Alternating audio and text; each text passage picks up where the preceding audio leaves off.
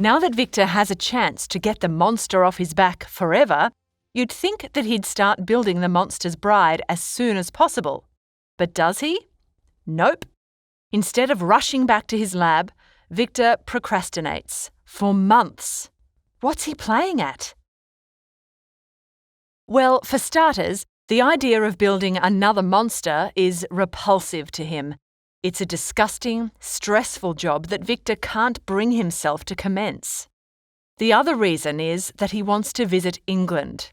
Apparently, some English scientists have made some important discoveries that will help Victor's Operation Monster Bride. Victor's father adds more pressure to the situation by suggesting they set a date for Victor and Elizabeth's wedding. Although Victor loves Elizabeth deeply, a happy wedding festival is the last thing on his mind. He doesn't tell his father this, but Victor must build the monster's bride before he can get on with the rest of his life. What Victor really needs right now is time and lots of privacy. Hey team, just a reminder, if you like this video, please hit the subscribe button and ring the notification bell. It really helps the channel out, and our next upload could be on something taught in your next class. Thanks, and back to the video. So, Victor gets his father's consent to travel to England on the understanding that he will marry Elizabeth on his return. Of course, this turns into a boys' trip for Victor and his best buddy, Henry Clerval. Victor knew that the monster would stalk them, but he tries to put on a happy face for Clerval. As they sail down the River Rhine towards Rotterdam, Clerval is an endless source of amusement. Unlike Victor, Henry has always been a joyful soul, unburdened by remorse or melancholy. At this point, Victor is overwhelmed with sorrow and pauses his tale. He asks Captain Walton to pardon him while he collects himself. Oh dear, is something going to happen to Clerval? When Victor and Clerval arrive in Rotterdam, they board a ship for England. No sign of the monster yet. Hopefully, he's still back in Switzerland. They arrive in England in late December and decide to spend several months in London. It's here that Victor meets with English scientists, while Henry works on securing a diplomatic post to India. Victor's often downcast and spends a lot of time alone. The task of collecting the materials for Operation Monster Bride makes Victor very moody. In March, Victor and Clerval travel to Scotland to meet a family friend. They take a long, winding route to enjoy the sights of Windsor, Oxford, Matlock, and the Cumberland Lakes. Victor's mood swings are pretty wild during this time. Sometimes he almost forgets his promise to the monster and becomes a happy tourist. But he soon remembers his awful project and shivers with anxiety. He fears the monster's disappointment with the delay and that he might take out his frustrations on Victor's family. Soon after they arrive in Scotland, Victor goes off on his own. Never mind the hospitality of his family friend, Victor has a job to do. He ends up hiring a wretched little hut in the far-flung Orkney Islands, an ideal location for his filthy task. The handful of locals who share the island are too concerned with their own poverty to bother Victor. Although Victor senses he has company. The monster is surely lurking somewhere nearby, waiting for his mate. For many weeks, Victor toils like a fiend to build the female monster. The job sickens him, but he pushes on with the distinct feeling that he's being watched. One evening, Victor stops to ponder the ugly thing he's about to bring to life. What if she's 1,000 times more wicked than his first monster? What if she and the monster don't get along? What if they breed an army to destroy mankind? Victor thinks he must have been out of his mind to agree to any of this. Suddenly, by the light of the rising moon, Victor sees the monster standing outside his window. He's come to collect his bride. The evil look of triumph on the monster's face drives Victor to do something truly reckless. He tears apart the female in front of the monster's eyes. The monster howls with rage and despair, then disappears.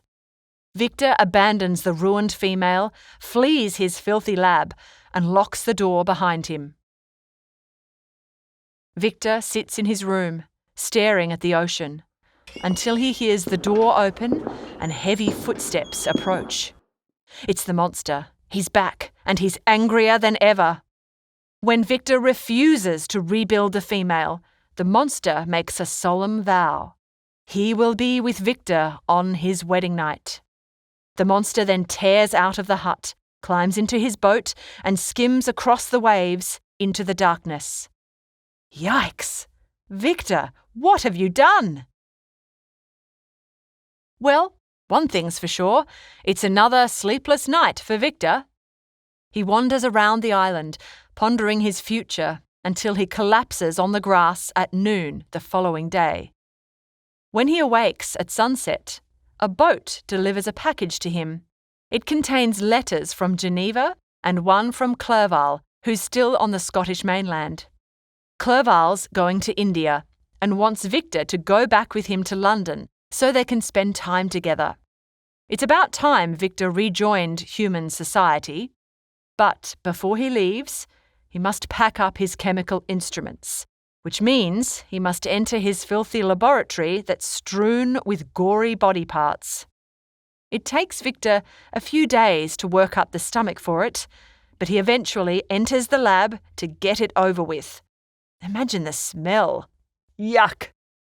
There's no way Victor can leave the smashed creature for the locals to find, so he packs the body parts into a basket and weighs it down with stones. As he does this, Victor feels confident that he's made the right decision by destroying his second monster. No doubt his first monster feels very differently. At about 2 a.m, Victor climbs into his little boat and leaves the desolate Orkney Islands for good. When he's about 4 miles out to sea and the moon is obscured by clouds, Victor hurls the basket overboard and watches it sink into the black water. Bye-bye, monster bride. Afterwards, Victor allows himself to relax under the calm night sky and be carried away by the gentle tide. He wakes to a very different scene. The sun is high, the sea is rough, and his throat burns with thirst. With no compass and no land in sight, Victor wonders whether this is the end. He sure thinks so. Victor battles on for hours until he's so seasick he can barely hold the rudder. Just as he's about to give up, land ho! Crying tears of relief, Victor steers towards a neat little harbourside town. But when Victor arrives, the locals greet him with hostility. Victor's astonished by this rude reception. Aren't the English more polite than this? One of them replies that the English have their own customs, but it's the way of the Irish to hate villains. Okay, so apart from creating a killer monster and destroying a second in the making, why is Victor a villain? Well, a man was found murdered here the previous night, and Victor is now the prime suspect. Victor is surrounded and taken to see the local magistrate, Mr. Kerwin. At this point, Victor asks Walton to pardon him again. It will take all his strength to say what happens next. When Victor is brought before Mr. Kerwin, the witnesses give their accounts. At around 10 o'clock the previous night, some fishermen found the body of a handsome young man lying lifeless but still warm on the shore. His clothes were dry. He'd been strangled by hand. Upon hearing this, Victor begins to tremble with fear. William was killed the same way. Of course, Victor's reaction causes him to be eyed with deeper suspicion. Other witnesses recall seeing a boat with a single man in it push off from the shore near where the body was found. It was dark, but the fishermen believe it was Victor's boat. Oh dear, this is not going well. Victor is then taken to see the body. They want to observe Victor's reaction.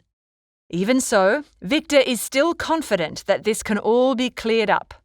People back on Orkney can confirm that Victor was still there at 10 p.m. But when Victor sees the corpse, he loses his mind. It's Henry Clerval. Victor throws himself on the body and claims responsibility for Clerval's murder. This poorly worded outburst sure sounds like a confession. So, Victor is carried from the room in convulsions and spends the next 2 months in a feverish delirium in an Irish dungeon. His wild ravings during this time frighten everyone who passes his cell, even though Victor was rambling in French. Victor is baffled as to how he didn't die. He wishes he had. But he finally wakes up, stretched out on a prison bed. When he remembers the events that led him there, he utters a deep groan that disturbs the hard-faced nurse next to him. He assumes she saved his life so the hangman could collect his fee. The only person who takes pity on him is Mr. Kerwin, the magistrate. He believes Victor was framed. He'd also found letters among Victor's belongings and written to his father in Geneva. Mr. Kerwin now offers the good news. Victor's father, Alphonse, is there to visit. It's a truly happy reunion, and it sets Victor on the path to recovery. But his heart still aches with sorrow. Even after he's found not guilty of Clerval's murder, Victor is suicidal and kept under close supervision. When Victor is physically well enough, he and Alphonse set sail for Switzerland. Victor is relieved to see the last of Ireland, but spends the voyage in deep despair. He reflects on the course of his life and how enthusiastic he was to create the monster back in Ingolstadt. When he sees how his actions have caused so much misery, he weeps bitterly under the night sky. The only thing that helps Victor to sleep is a double dose of laudanum, a highly addictive substance derived from opium, the stuff that makes heroin. Victor started taking laudanum while in prison, and it's now turned into a habit. Except the nightmares Victor has while he's on the stuff are so bad that Alphonse has to wake him up. Victor, you're a mess. How will you marry Elizabeth, protect your family, and bring the monster to justice if you're in this wretched state?